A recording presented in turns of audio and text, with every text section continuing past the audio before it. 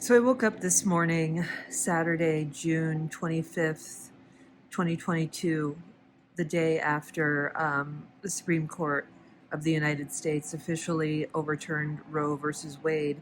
And I've known this feeling on certain occasions of my life, like when my beloved dog Bernie died, and when I was diagnosed with metastatic breast cancer, and when the schools closed during the pandemic. This feeling where, like, the thing happens, they tell you the cancers come back, or they tell you the schools are closed, or they tell you that Roe v. Wade has been overturned, and it's like you always kind of knew it.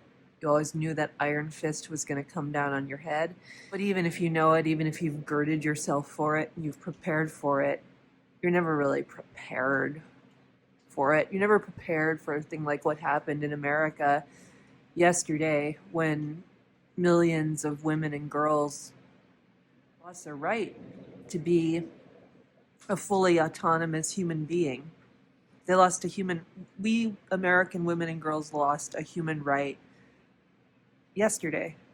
So I was born in 1976, so all my life, I've grown up pretty convinced that Roe v. Wade was a safe thing. I never had to worry really much about needing it because I grew up to be a big homo, and so I only, ever had relationships of a physical nature with women, and so I never had to worry about like getting pregnant or whatever. But it doesn't matter. Under American fascism, with the American Taliban in Congress, it doesn't matter if I'm gay or straight or queer or not. None of those things matter, because I still have female reproductive organs. I still have a female body. I am still a commodity to a theocratic, totalitarian, fascist government, which is what the Republican Party has become, right?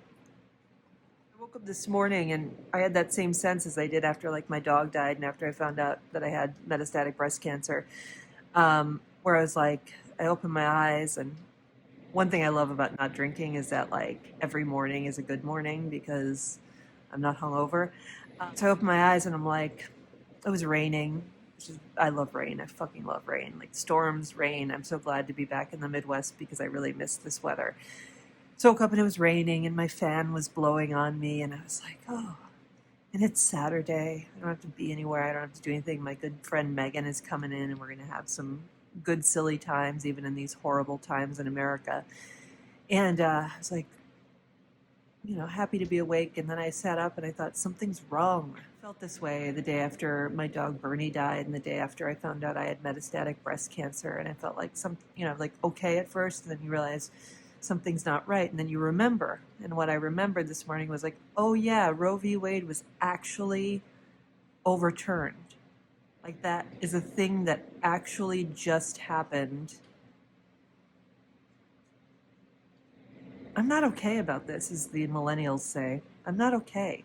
I know a lot of women and girls in this country today are not okay about this information.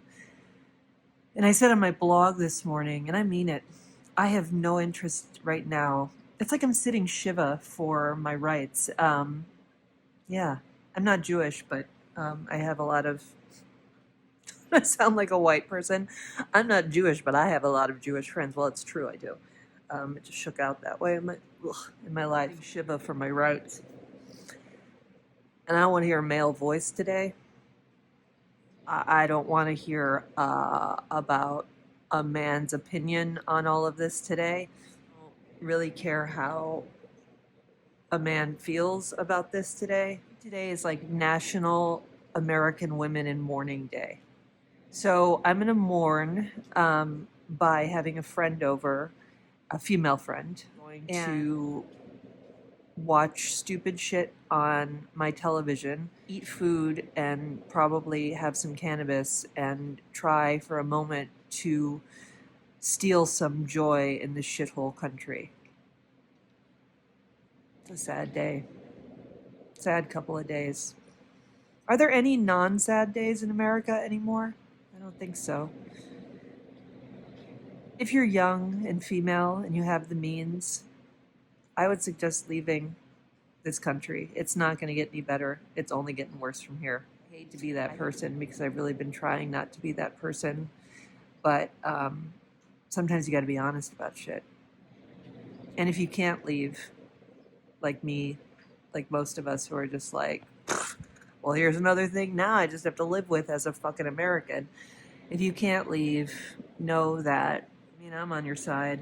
I'm always big up the female. So I'm in Illinois, which right now seems to be pretty safe on the abortion front. So, if you ever need to make a trip to Illinois, um, I can provide sparkling conversation, if you know what I'm saying. And I know you do. Be good, my fellow female hooligans. I wish I could say it's going to be okay. I don't feel like it's going to be okay. Be good anyway. Take care of yourself. Be good to yourself.